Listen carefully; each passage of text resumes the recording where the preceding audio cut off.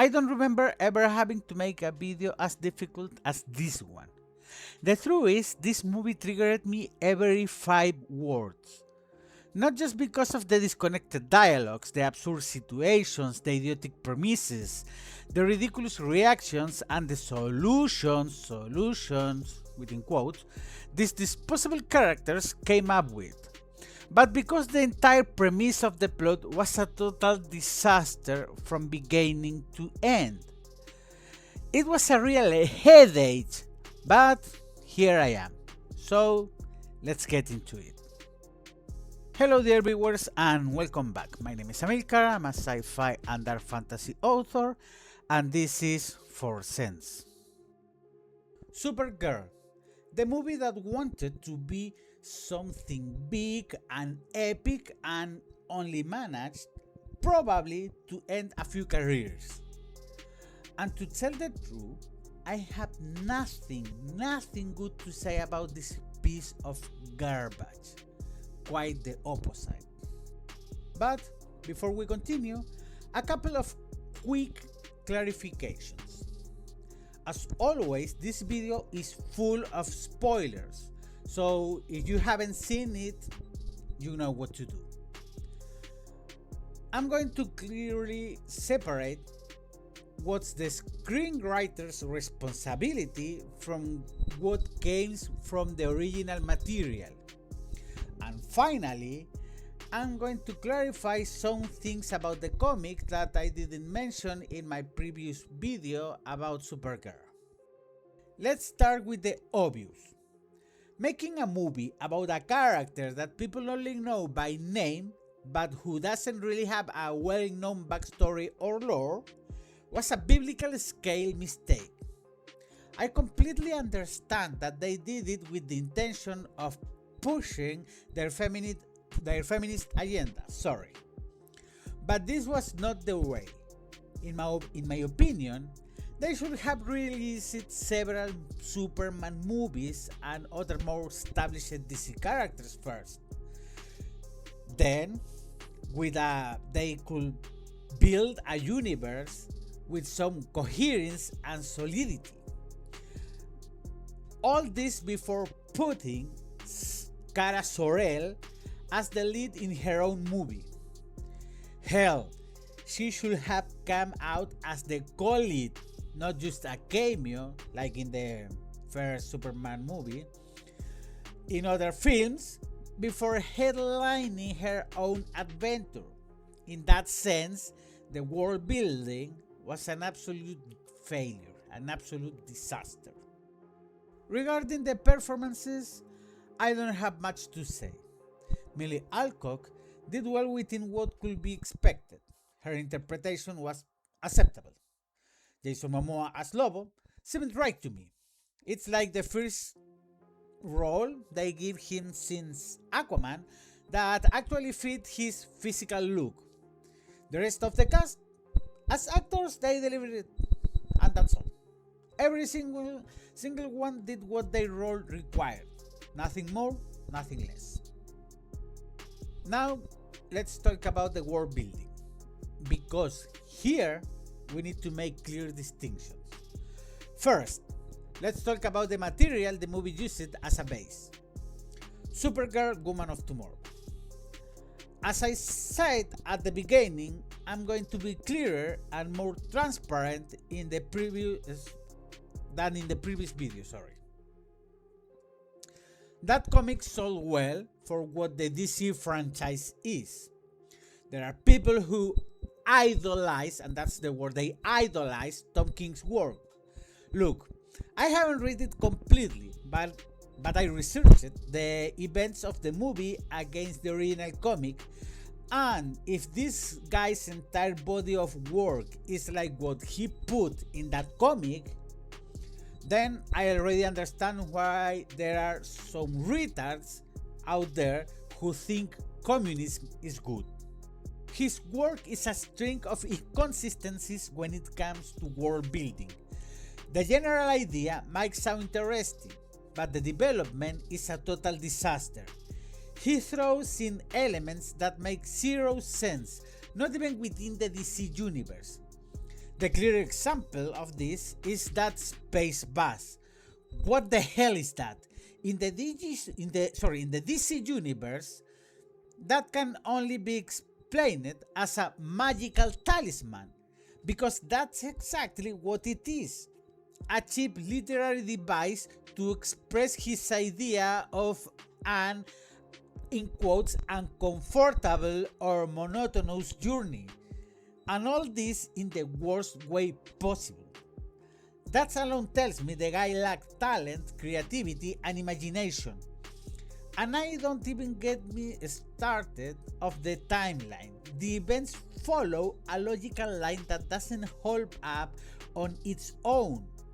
Kara's character has relationships, attitudes, and maturity that would imply years of life experience, but everything is crammed into a time frame that only spans days or weeks at most. The author forces a depth the character simply cannot have. Just so his story moves at the pace he wants. It's forced, inconsistent, and brutally lazy creativity. And yeah, in my previous Supergirl video, I said that it got good critical reception, the comic. But I didn't tell you who those critics were. Sites like IGN and Polygon. And we already know from their video games reviews what kind of taste they have.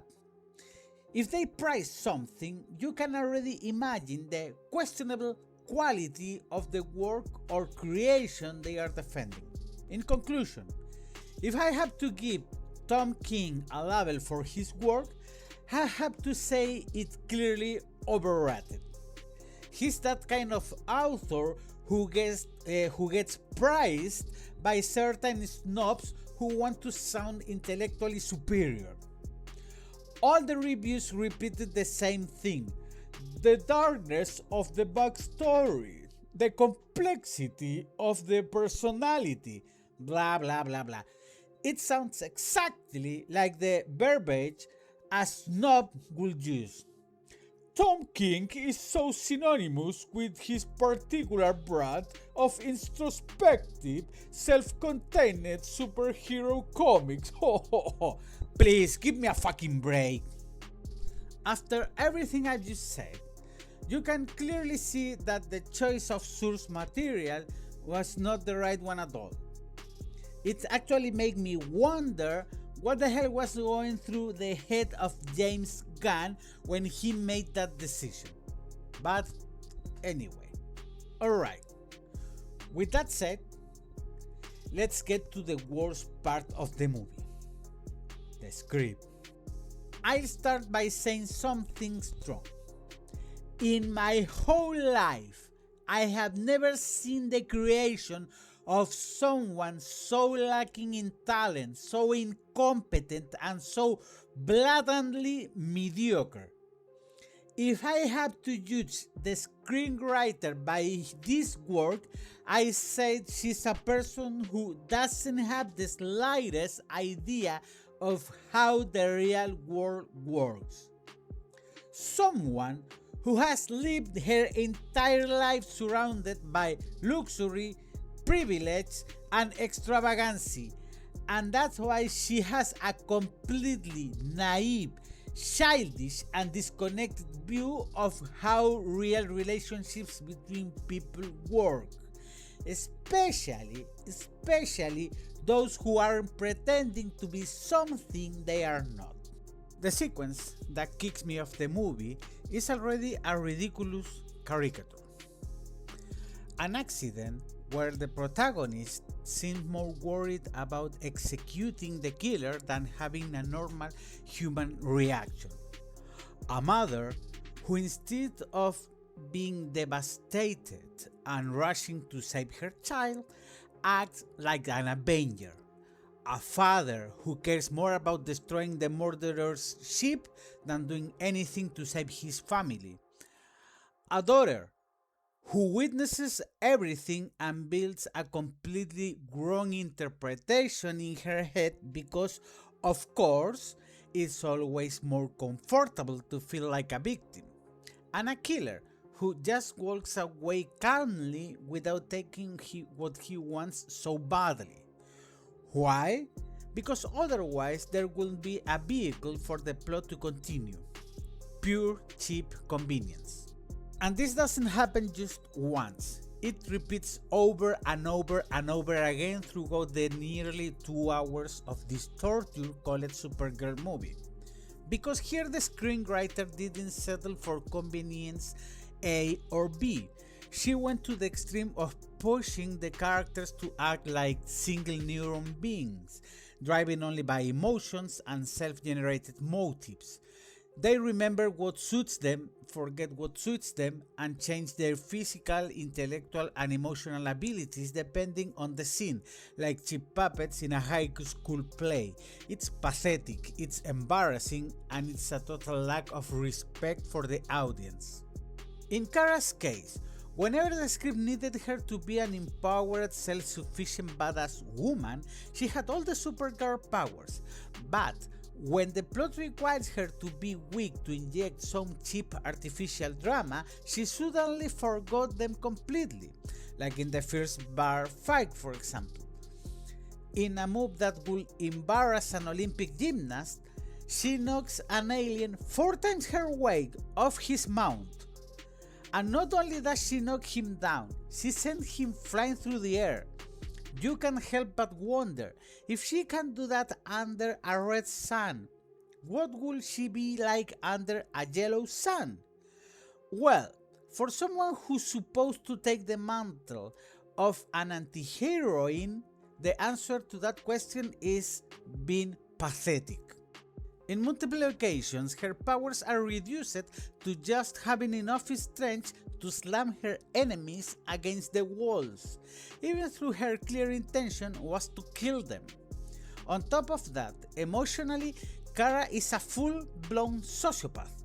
In one scene, she causes the death of an entire family, including the teenage daughter, and she cares more about morally lecturing a girl she had met just hours earlier. A girl who has been stalking and following her non-stop against her will and with absolutely zero respect for personal boundaries. I wonder what the audience will say, or the critics, if the one stalking her had been a man, but of course that doesn't fit with the narrative. As a result, Kara's character is a bundle of contradictions you expect from a 13 years old girl, not from a 23 years old adult. And that's the central problem. The screenwriter treats the character as if she were an immature teenager, when in reality she's an adult who, if she is not running away from her responsibilities, is drowning them in alcohol. 1 minute she destroys an entire neighborhood without giving a fuck, and the next she feels responsible for the destruction she caused with intent and malice. Someone who causes the death of an entire family and moments later or seconds later cries over her dog. Someone who doesn't measure the consequences of her actions until they blow up in her face. In other words, the worst kind of person to be a hero or a superhero. And speaking of the worst kind of characters, Ruthie, the most unbearable, stupid, and stupidly unbearable brat I ever seen on screen. Someone who believes the entire world is her house and that everyone has to dance to her tune. She lives in a hostile world, claims that at 13 she's already an adult, but behaves exactly like a spoiled brat from California, complaining, demanding, and throwing tantrums. Yeah, in ancient times 13 was considered adulthood, but I'm sure those kids were infinitely more mature and aware than this joke of a character. Honestly, I wonder how the hell she survived so long with the parents she had, because they were armed dealers. And I have no idea how she's going to survive after separating from Kara, a character that they tried to sell as a fragile and lost, while at the same time showing her as strong and composed. A character that at times reaches the highest exponent of creative mediocrity in an epic way. A clear example of this was when she first entered Kara's trailer and saw out of the corner of her eye a piece of clothing with an emblem. Yeah, it was Supergirl suit. But no one expected the screenwriter to create the most insultingly stupid change of events I've seen in my life. Stupider even than the scene when Kara puts on a spacesuit while wearing a trench coat, and when she takes it off, surprise! She's still wearing the trench coat as if nothing happened, because it was necessary for the visual effect of it flowing in the wind in space. When Kara was poisoned by the green sun, Ruthie dragged her into a cave even though she has no idea that the sun was lethal to her. And on top of that, in a time frame that makes zero temporal sense, she hands her Supergirl suit because, and I quote, "I thought it was a spacesuit and it could help you." The suit is made of several pieces: torso, cape, belt, skirt, and boots.